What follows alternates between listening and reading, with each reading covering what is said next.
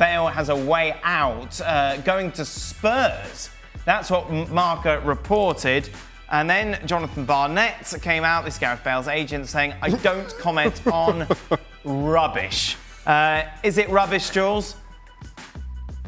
Completely rubbish. There's absolutely no way this could happen. There's no way Spurs, even if they wanted, could afford Gareth Bale in terms of transfer fee or even more in terms of wages, considering he's on 15 million euros net a year.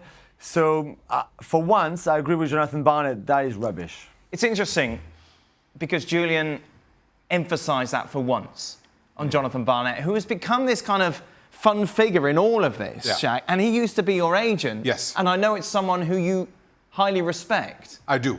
And I tell you what, Jonathan Barnett being in the press as much as he has and seeing some of the things that he has over the last 18 months to 2 years, I'm starting to figure this is one thing and one thing only. Gareth Bale does not want to move. And now somehow Jonathan Barnett has got to put himself in the firing line in both defence and protection of his client, which is what good agents should do. All that being said, how or why Gareth Bale does not want to move is beyond me. It goes against just about everything I know and felt and experienced as a player. Just wanted to sit on a healthy salary without any real option of playing football. Kind of goes against what we do and our mindset. Is this it for Gareth Bale? We're just going to see him playing the Copa del Rey? He's kind of put himself in that position. And I think another reason why you hear the agent talking is because Gareth is just saying, I am saying nothing. Yeah. I am staying where I am, and that's it. I don't see how he moves. No, nobody's going to pay him the money he's getting. Nobody's going to spend the money they'll want on a transfer, certainly for between now and I would say the next 6 months. The next 6 months is going to be the test because somebody's going to break. Either the club are going to break or he's going to break. Is there not, like, part of you, I imagine you all had people you looked up to within football.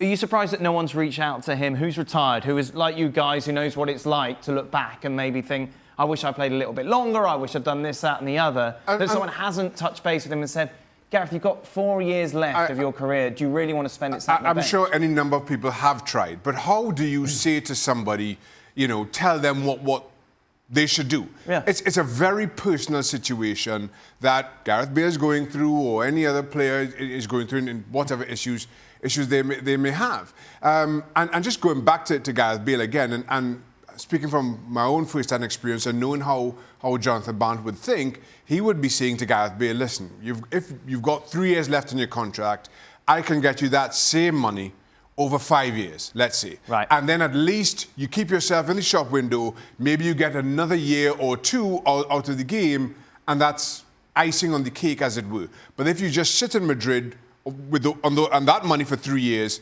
that's the end of your career.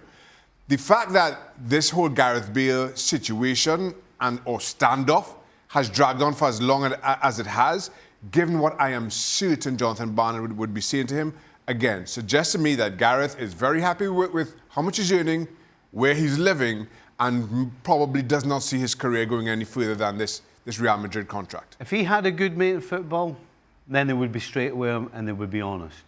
Yeah. And the only thing they should say is, you know what, you've got 4 years left to do something when you were a kid you wanted to do all your life. You've got all these medals, you want to play. And the second question is, how much is enough money? That's the real question a friend should say to him. You want to sit on your backside and not play the thing that you love most for the sake of more money? That's what a good friend should be saying to him.